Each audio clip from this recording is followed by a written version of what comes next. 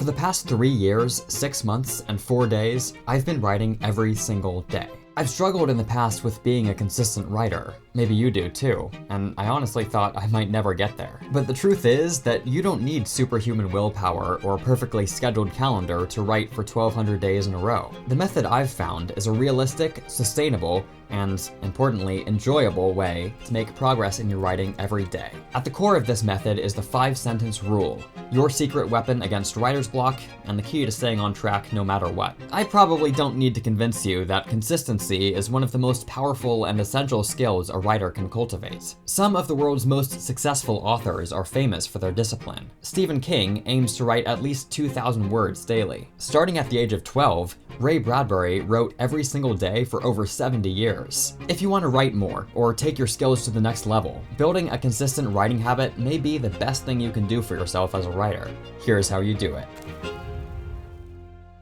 Okay, I'll level with you. There's nothing magical about the 5-sentence rule. It doesn't need to be 5 sentences. I just picked that because it sounds good. A more accurate name for the rule I usually follow is the 100-word rule, but that's not quite as catchy. The fundamental idea, though, is what's most important. It's having a bar low enough that you can pass it on days when nothing's going according to plan. 5 sentences is a very low minimum. So is 100 words. It's not aspirational, it's a break glass in case of emergency target. On average days, this minimum goal serves as an on-ramp into the flow state. Sitting down at the page to meet your daily threshold gets you working on the project, and once you've started, you might just keep going. We're not machines, after all. We don't stop after exactly 100 words. The floor, however high or low you set it, is nothing more than a launch pad for a longer writing session. Inertia is a fundamental law of the universe. An object in motion stays in motion. An object at rest stays at rest. If day after day you never get around to writing, thinking about writing won't change anything. You have to do something, exert real force, to break out of a creative standstill. Once you get the ball rolling, especially once you've built a sizable streak, you'll actually find it hard to stop. The momentum will be undeniable. The goal is to make writing every day a habit as ingrained and indispensable as brushing your teeth. I've been doing this long enough that I can't go to bed without having written something. I know something's off if I try to. The psychological power of a streak is strong. I would know. I have a 1,711-day Duolingo streak, which, yes, is over a year longer than my writing streak. Part of the reason it's so effective is that it taps into loss aversion, our brain's natural bias against losing things we've earned. No matter how annoying it might be to force yourself to write at the end of a long day when all you want to do is fall asleep, your reluctance to break a streak you've spent so long building is stronger than your discomfort. Speaking from experience here. Visualizing your streak is a helpful motivator. This can be as simple as marking a physical calendar, or as complex as a custom writing tracker in Notion connected to a habit streaks database with formulas for displaying stats. Guess which one I use. Whatever tracking method you go with, keep it clearly visible. When you can see the writing streak you've built, you'll be all the more motivated to keep it going. It wouldn't be much of a stretch to call consistency a superpower. By putting in work every single day over an extended period of time, you'll end up making significant progress without burning out. The amount you write on any given day might not look like a lot, but it adds up. After a few months or years of consistent writing, you might be shocked at the cumulative output. Thanks to writing fiction and journaling every day last year, I wrote more words than in any previous year by a margin of over 100,000 words. Not only does a consistent writing habit help you write more, but it also helps eliminate overwhelm. Writing a novel is an intimidating task. I've written 9, and I still find it overwhelming when I'm staring at a blank page, thinking of the long road to completion. Part of the magic of writing every day is that it forces you to take your mind off the big picture. Instead of fantasizing about the brilliant ending of your book or worrying about its eventual critical reception, you have to actually write the words. Writing daily also turns down the pressure to produce something stellar. You don't have to write perfect sentences, you just have to write sentences. In the past, when I returned to writing a book after a months-long hiatus, I would feel burdened by my own expectations. I have to come back with something exceptional, or I can't start writing again until I know exactly what should happen next.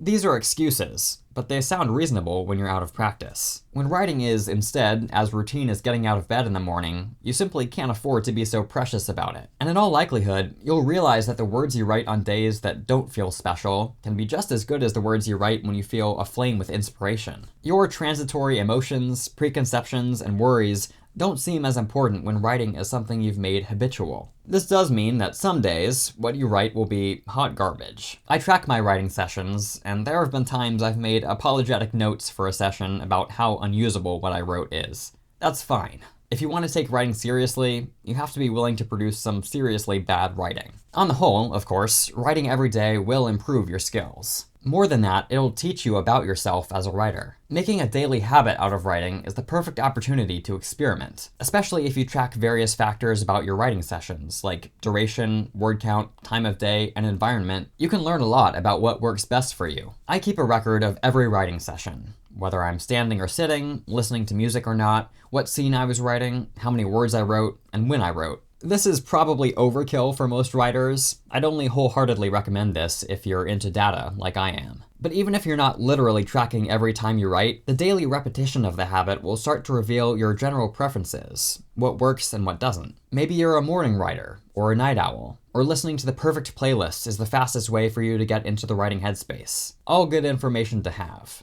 Philosophically speaking, building consistency is about building trust in yourself. When you show up day in and day out to do something good, even if it's something as simple as writing stories, you're proving your own competence and commitment to yourself. So establishing a writing habit can build your confidence, not only as a writer, but as a capable person across domains.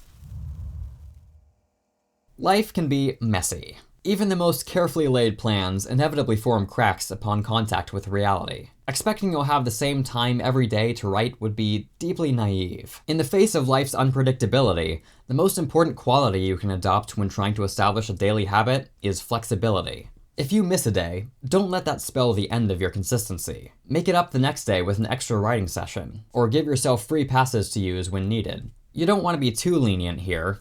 At a certain point, reasonable exceptions turn into indulgent excuses, but having extraordinarily strict rules can backfire. For instance, if I've had a long, packed day, I sometimes can't get around to writing until after midnight. Technically the next day, but not in my book.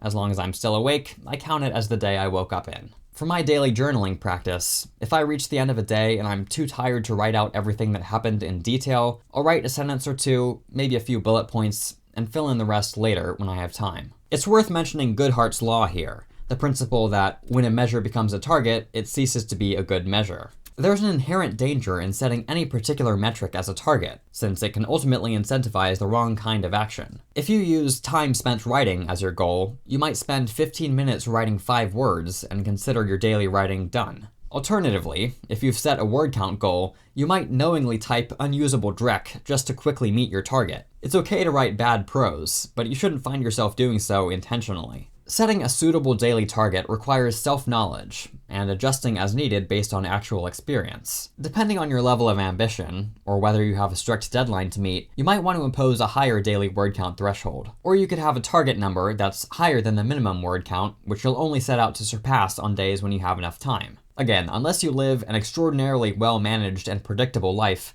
some days will be much better suited to writing than others. I should also point out the obvious. I'm a 21-year-old with no kids and a high degree of control over my time. Writing consistently can be harder if you're managing a family or other time-consuming responsibilities. In such circumstances, flexibility and lowering the bar are all the more important. And remember that you don't need a large block of time dedicated to writing every day. It can be 10 minutes of writing on your phone while on the subway, or a few paragraphs jotted down over lunch. If you're writing something heavy, or that you have high expectations for, I highly recommend having a secondary project you can switch to when needed. Maybe it's a short story in an entirely different genre, or an experimental draft with no definite outcome in mind. With Catalyst of Control, my upcoming sci-fi novel, the scope and complexity were a little too much on some days, hence why I've written 3 novellas since I started writing it. A change of pace can help keep your creative spark alive. One of the challenges you'll doubtless face if you write every day is boredom, or a lack of inspiration. Some days you really won't feel like writing, but you'll have to do it anyway. Part of you might object to this. Shouldn't writing be fun, or sacred, or spontaneous? It can be those things, but it won't always be. A counterintuitive truth about creativity is that most of the time, it looks boring. If you want to be prolific, or if you want to make a career in the arts, You have to do the work even when you feel uninspired. It can be tedious, putting down one word after the other, wondering if it'll amount to anything. I've made a habit of writing every day because I know putting in the reps is what it takes to attain a high level of skill in this craft. There are days when it feels like a task to be checked off a to-do list, rather than the ecstatic fulfillment of my cosmic purpose. There's always something more immediately appealing, something easier, something that doesn't require the effort of creating something out of nothing. And yet, I do it anyway. The real problem isn't boredom or a lack of inspiration. It's our relationship with these feelings. A relationship that tends to sour and calcify as we age. I don't know about you, but when I was younger, I had far fewer things to distract myself with. I wasn't on social media, I didn't read the news, I almost never watched television. And so I felt compelled to create my own entertainment. It was joyous, fun on a much deeper level than simply consuming content. I could spin grand tales out of thin air. I could escape from mundane reality into a universe of my own creation. There's nothing like it. That spark of imagination, that drive to create, the pure act of writing. Mundos ex nihilo.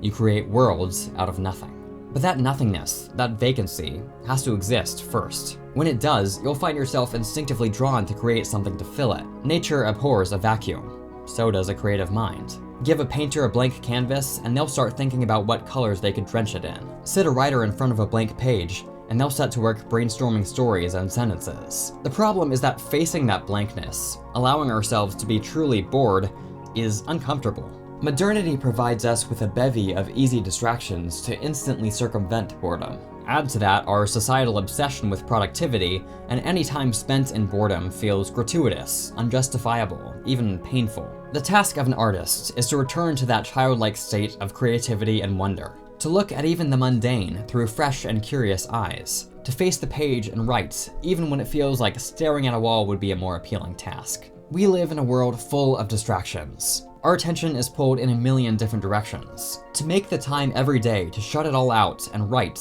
is a small act of rebellion, a reclaiming of time and space for our creativity. It's a challenge, but an important one to take on. Habits shape our lives. Make a habit out of writing, and you'll be shaping your life for the better, one day at a time.